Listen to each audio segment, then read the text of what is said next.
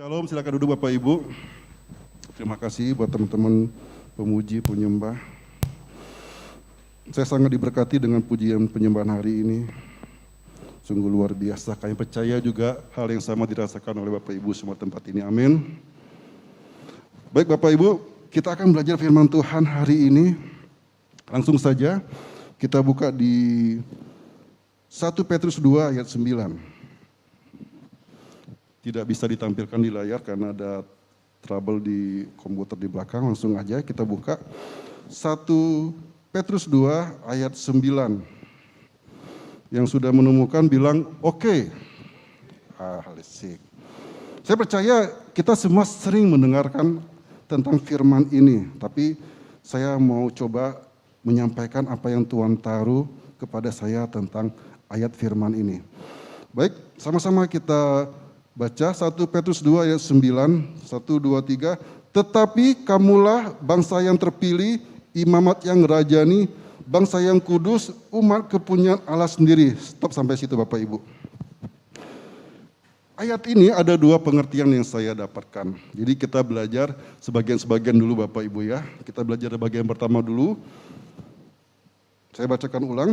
Tetapi kamulah bangsa yang terpilih, imamat yang rajani, bangsa yang kudus, umat kepunyaan Allah sendiri. Bagian pertama ayat ini Bapak Ibu, memberikan pengertian kepada kita bahwa kita adalah seorang umat yang terpilih. Ini perlu kita ketahui karena banyak sekali di luar sana orang yang tidak tahu, yang tidak merasa bahwa dirinya itu umat yang terpilih. Di luar orang ngakunya pengikut Kristus, sering ke gereja beragama Kristen, tapi dia tidak mengetahui bahwa dialah umat yang terpilih. Gak usah jauh-jauh, contohnya saya sendiri. Dulu sebelum saya sungguh-sungguh dengan Tuhan, saya merasa identitas saya sebagai seorang Kristen itu jangan sampai orang tahu. Karena saya malu. Saya dulu tumbuh di sebuah lingkungan yang bisa dibilang kami satu keluarga sendiri yang sebagai pengikut Kristus. Jadi segala aktivitas saya, permainan saya, bergaulnya saya itu selalu mengikut kebiasaan teman-teman saya di lingkungan itu. Dan saya sangat terbiasa dengan aktivitas-aktivitas keagamaan mereka. Dan dengan sendirinya saya merasa saya seperti bagian mereka dan saya menjadi tidak mau orang yang tidak tahu saya bahwa saya adalah orang Kristen atau pengikut Kristus. Jadi sebisa mungkin dimanapun saya berada di sekolah, bahkan di kuliah, saya menunjukkan identitas keagamaan saya. Saya berusaha untuk sama dengan mereka karena saya malu. Padahal kalau kita baca ayat ini pada saat kita mengaku kalau kita pengikut Kristus, kita adalah orang yang terpilih. Enggak sembarangan dikatakan kita adalah imamat yang rajani. Jadi luar biasa. Jadi kembali ke tentang pengalaman saya kemarin dahulu itu, sampai pada akhirnya saya masuk ke dalam sebuah komunitas gereja. Itu pun saya masuk karena ada motivasi lain, ada yang diincar saat itu. Ya mungkin anak muda tahulah seperti itu maksudnya apa ya. Jangan-jangan anak muda di sini ada yang sama motivasinya. Jadi pada saat saya mulai sungguh-sungguh, saya baru mendapat pengertian bahwa kita sebagai pengikut Kristus, kita adalah seorang yang berharga. Kita baru saja melewati masa Paskah. Pada masa Paskah kita tahu bagaimana penyiksaan Tuhan yang dialami oleh Tuhan Yesus. Aniaya yang dia alami. Bahkan dia rela mati di kayu salib, darahnya tertumpah untuk menebus kita. Sehingga kita adalah orang yang sangat begitu spesialnya bagi Tuhan sehingga dia mau berkorban untuk kita. Dan setelah saya mengetahui hal itu, saya dapat pengajaran-pengajaran dan saya mengetahui bahwa ternyata saya spesial. Dan kespesialan saya itu karena Tuhan yang membuat saya spesial, sehingga saya merasa, oh ya, saya berharga. Dan setelah saya merasa saya tahu saya berharga, saya mulai menjaga kehidupan saya. Saya nggak mau, saya yang sudah ditebus oleh Tuhan, menyia-nyiakan kehidupan saya, dan sejak saat itu saya berubah. Jadi hari ini, saya mengajak Bapak Ibu lagi menyadari bahwa kita semua adalah umat yang spesial. Dikatakan di 1 Petrus 2 adalah kita adalah imamat yang rajani, bangsa yang kudus, umat kepunyaan Allah sendiri.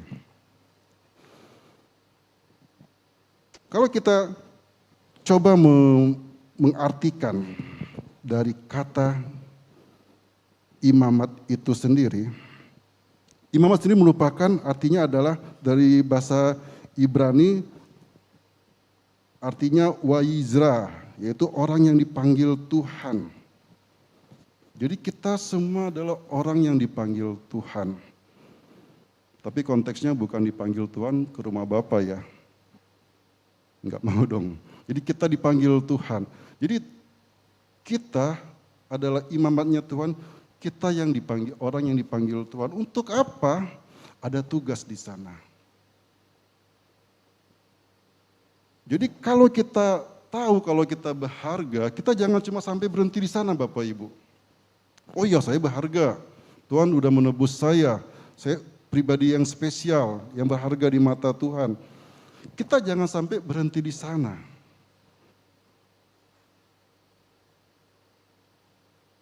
Rupanya Tuhan memanggil kita, ada tugas yang dibebankan Tuhan kepada kita tanpa kita sadari. Kalau kayak saya mengambil istilah bahasa asing, imamat rajani itu adalah royal priesthood. Itu artinya duta kerajaan. Jadi seorang duta kerajaan itu yang mana adalah kita, ada tugas, yaitu bagaimana kita atau seorang yang menjadi royal priesthood ini, dia mendapat tugas untuk menjadi duta kerajaan. Apa tugasnya? Yaitu menyampaikan apa yang dikatakan oleh raja. Jadi kita jangan cuma merasa, oh ya saya sudah ditebus, oh ya saya mendapatkan keselamatan, oh ya saya mendapat janji Tuhan.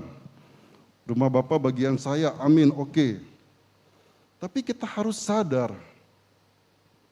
sebagai imamat yang rajani, sebagai royal priesthood, kita punya tugas.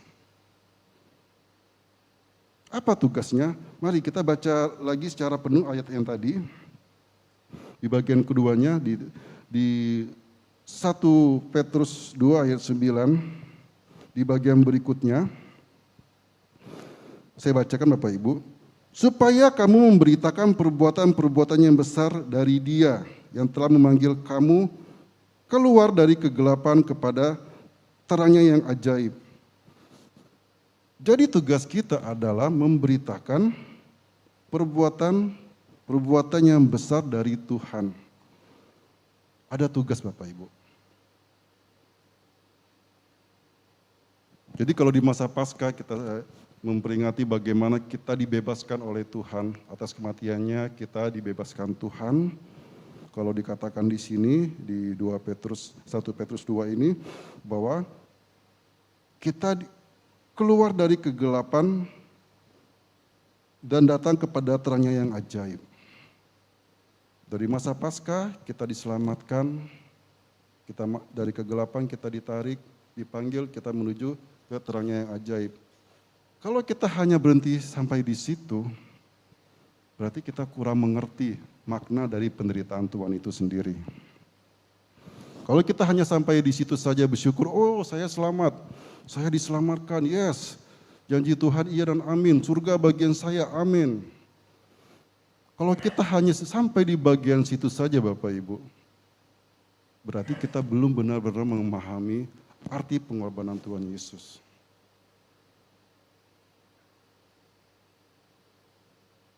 Lalu apa yang diinginkan Tuhan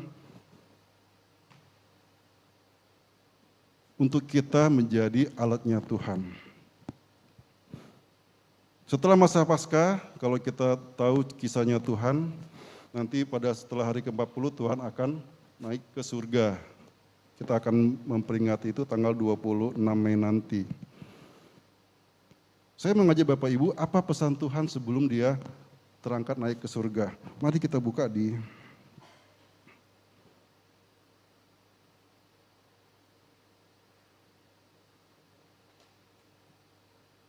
Kisah Rasul.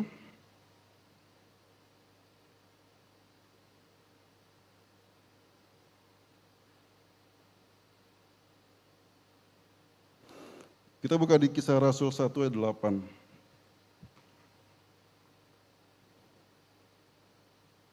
Kita belajar bagaimana Tuhan menginginkan kita pada saat kita sudah diselamatkan, apa yang Tuhan inginkan. Kisah Rasul 1 ayat 8 di situ dikatakan, tetapi kamu akan menerima kuasa kalau Roh Kudus turun ke atas kamu, dan kamu akan menjadi saksiku di Yerusalem dan di seluruh Yudea, Samaria, dan sampai ke ujung bumi. Jadi Tuhan ingin kita menjadi saksi. Kita percaya bahwa Roh Kudus sudah turun dan sudah bersama dengan kita, dan kita sudah bisa mempunyai kuasa itu, sehingga Tuhan ingin mengingatkan kembali bahwa kita harus menjadi saksi. Amin Bapak Ibu. Menjadi saksi itu terkadang konteksnya agak membingungkan bagi beberapa orang. Tapi kita belajar hari ini bagaimana peranan kita menjadi saksi itu bagaimana. Menjadi saksinya Kristus. Untuk menjadi saksi Kristus, kita tidak perlu harus punya banyak skill. Tidak dituntut harus banyak hafal ayat firman Tuhan. Tidak dituntut, tidak dilihat seberapa kali Anda menghabiskan baca Alkitab. Tidak dituntut Anda harus menjadi seorang pendeta atau hamba Tuhan yang lainnya. Kita untuk menjadi saksi cuma satu, adalah berbicara. Enggak gampang kan Bapak Ibu? Menjadi saksi itu cuma hanya berbicara saja. Pada saat kalau misalnya kita lihat di persidangan, ada saksi dipanggil, tugas dia apa? Yaitu berbicara apa yang dia lihat atau yang dia ketahui. Dia tidak dituntut, kamu menjadi saksi harus S1 misalnya. Harus lulus KOM 200 misalnya. Siapa tahu kan ada syarat begitu. Enggak. Tugas dia adalah dia mau berbicara. Dan pada saat dia mau dan siap berbicara, dia menjadi saksi. Sudah bisa menjadi saksi. Demikian juga kita Bapak Ibu. Pada saat kita mau dan memang Tuhan inginkan kita untuk menjadi saksi, tugas kita cuma mau berbicara. Apa yang mesti kita bicarakan? Kalau kembali ke 1 Petrus 2 ayat 9, kita membicarakan tentang perbuatan-perbuatan yang besar dari Tuhan. Jadi cuma ini, simple. Kita datang ke Yudea, yaitu keluarga kita berbicara tentang kebesaran Tuhan. Ke Samaria kita datang ke lingkungan kita, baik itu sekolah ataupun pekerjaan kita, lingkungan teman-teman di luar kuliah. Yang kita sampaikan, kita bicarakan adalah perbuatan-perbuatan yang luar biasa.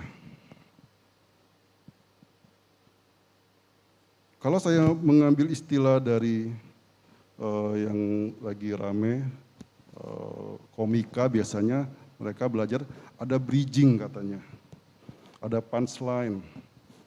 Jadi pada setiap kita berbicara, coba pikirkan bridgingnya, jembatannya. Ya dalam bermain musik pun kita ada bridging juga, jembatannya. Kita berpikir bagaimana kata-kata yang kita gunakan itu bisa menuju ke kita bisa menyampaikan perbuatan Tuhan.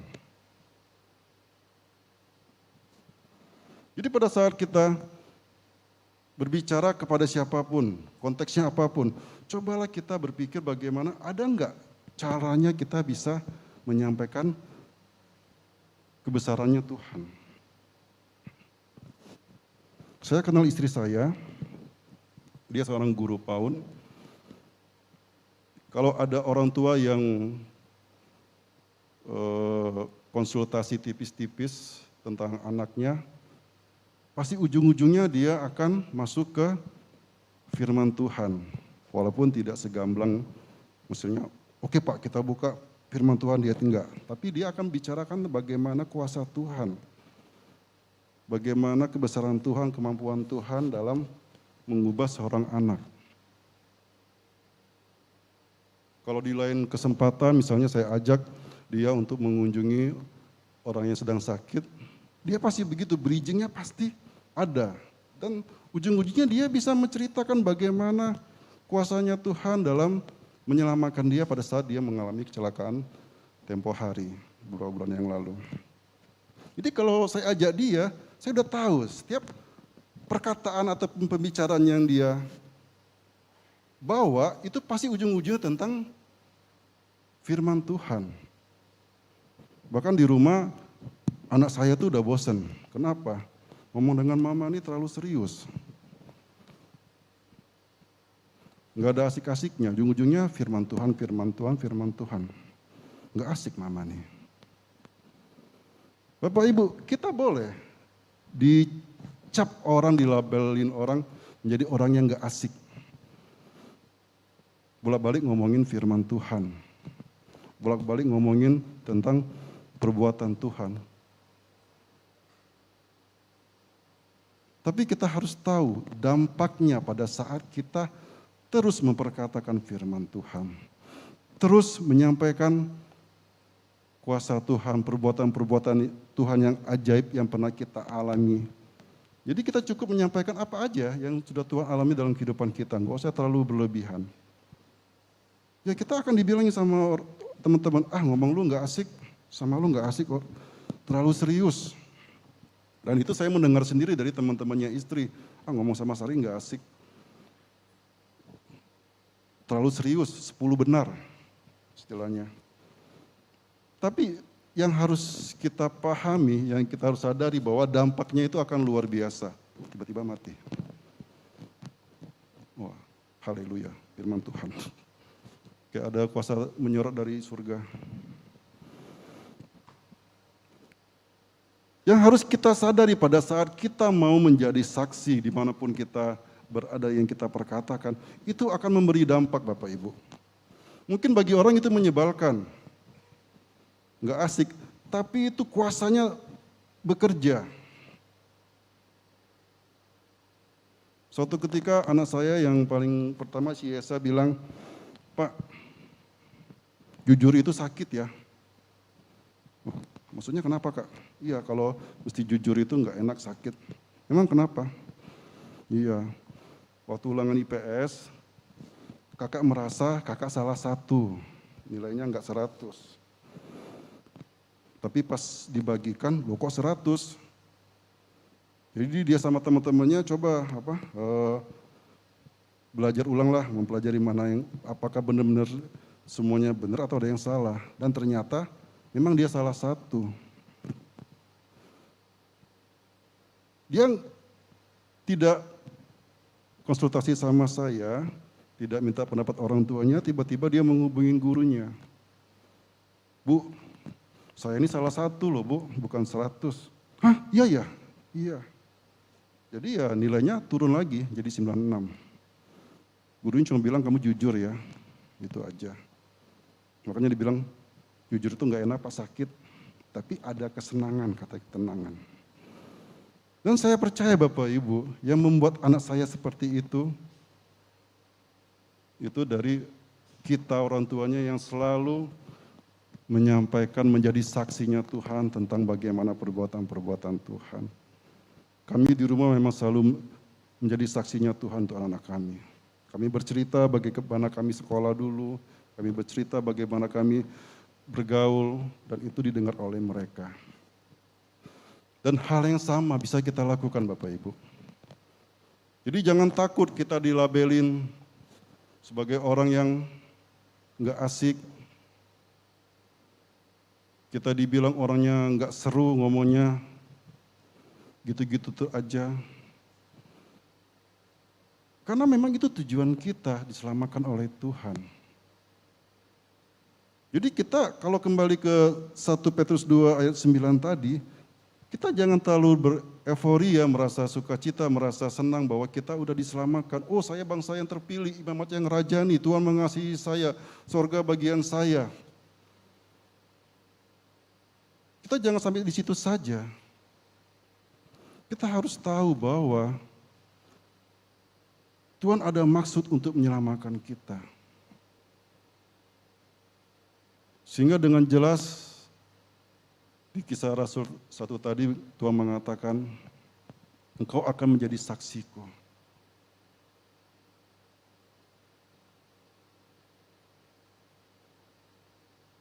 Untuk menjadi saksi Bapak Ibu, kita harus dan hanya boleh memperkatakan apa yang kita sudah rasakan, apa yang sudah kita alami. Jadi jangan cerita tentang apa yang orang alami, jangan cerita apa yang teman kita alami, tapi bagaimana Tuhan yang berperkara dengan kita sendiri. Bagaimana kita punya hubungan yang pribadi dengan Tuhan, bagaimana dengan ada sebuah peristiwa yang pribadi Tuhan bersama kita. Itu yang kita ceritakan. Seorang saksi di persidangan, dia tidak mengatakan apa kata orang. Dia tidak mengatakan apa kata berita. Tapi dia mengatakan apa yang dia lihat. Apa yang dia dengar.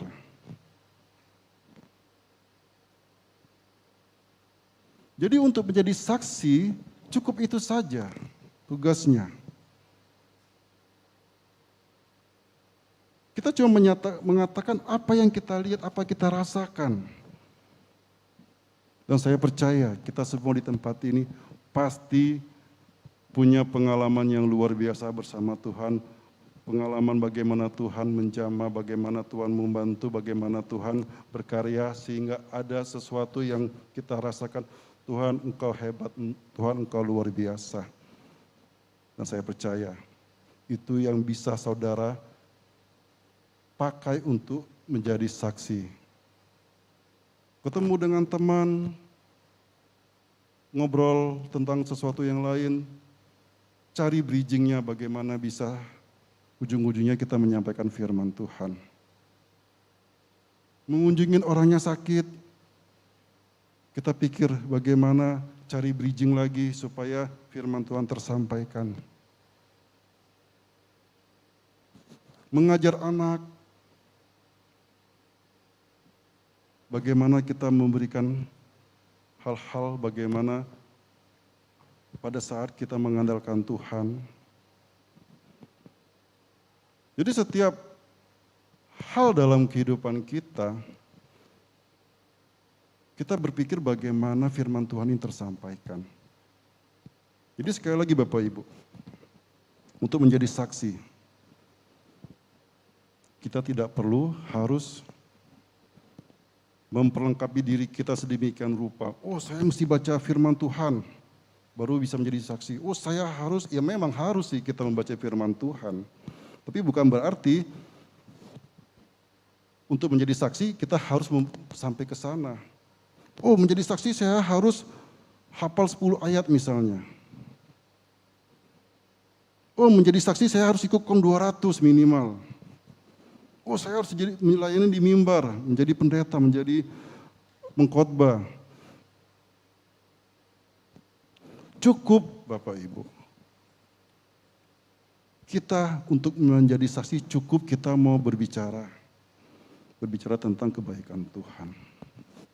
Dan kita semua di sini, orang yang diselamatkan Tuhan, orang yang dipilih Tuhan, imamat yang rajani, mempunyai tugas dari Tuhan.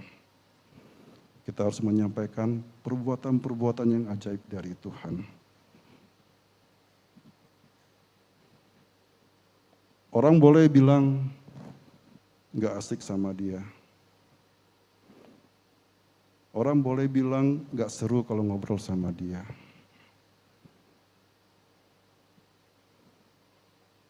Tapi pada saat kita melakukan itu, ada bagian yang akan kita terima dan juga ada bagian yang akan diterima oleh orang lain. Apalagi itu adalah orang yang kita kasihi. Firman Tuhan mengatakan saat menjadi saksi yang pertama kali dikatakan adalah di Yudea. Yudea bisa diartikan di keluarga kita. Bagaimana di keluarga kita sendiri kita menjadi saksi di sana.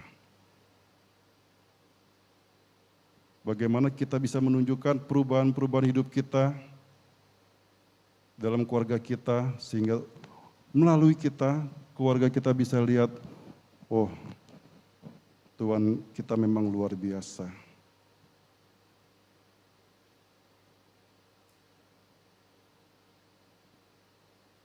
Jadi kita jangan takut untuk menjadi saksi. Ya kita tidak perlu menggunakan kata-kata yang tersusun rapi misalnya, kata-kata yang teratur untuk menyampaikan tentang kebesaran perbuatan Tuhan. Cukup dengan cara kita sendiri. Dan Tuhan akan memakai kita secara luar biasa.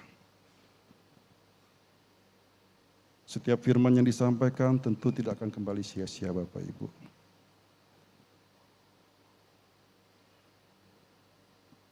Dan untuk menjadi saksi ini adalah sebuah keharusan.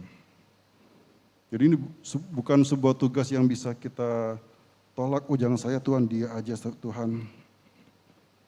Tapi ini adalah suatu keharusan yang mesti kita lakukan. Sehingga dimanapun kita berada, kita bisa mempermuliakan dan membesarkan nama Tuhan, Bapak Ibu. Sekali lagi Bapak Ibu, kita tahu kita sudah diselamatkan oleh Tuhan. Tuhan sudah berkorban untuk kita. Kita diangkat dari kegelapan menuju keterangan yang ajaib. Dan Tuhan menjanjikan keselamatan bagi kita. Tapi kita jangan hanya berhenti sampai di situ. Kita harus tahu bahwa Tuhan ingin kita memberitakan perbuatan-perbuatan yang ajaib. Saya tutup dengan ayat ini. Saya undang teman-teman musik.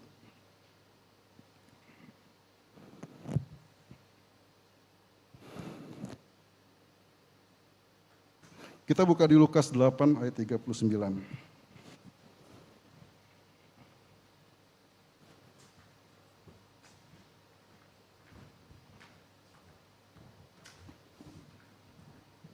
Lukas 8 ayat 39 bagian A kita baca.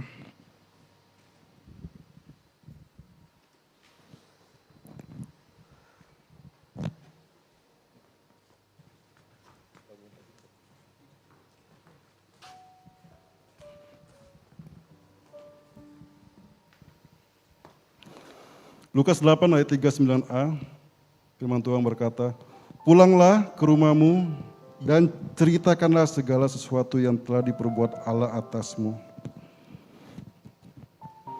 Bapak Ibu, kembali saya sampaikan, kembali saya katakan bahwa saya percaya dalam kehidupan kita, Tuhan pernah berperkara secara ajaib dalam kehidupan kita pribadi masing-masing. Dan tugas kita lah menyampaikan itu, menceritakan tentang kebesaran Tuhan dalam kehidupan kita. Bagaimana Tuhan begitu luar biasa melakukan mukjizat yang ajaib, yang luar biasa atas kita. Dan itu yang kita sampaikan kepada orang-orang di sekitar kita. Dan itu yang akan membuat menjadi berkat bagi mereka. Melalui kita mereka akan mengenal Tuhan. Melalui Melalui kita mereka akan belajar. Dan terlebih nama Tuhan dipermuliakan. Tidak semua kita di sini harus menjadi pendeta. Tetapi kita semua di sini bisa menjadi pelita, yaitu saksi. Pulang di tempat ini Bapak Ibu, saya mengajak Bapak Ibu semua untuk berani berbicara, berani menjadi saksi, berani memperkatakan bagaimana Tuhan itu sungguh luar biasa dalam kehidupan kita.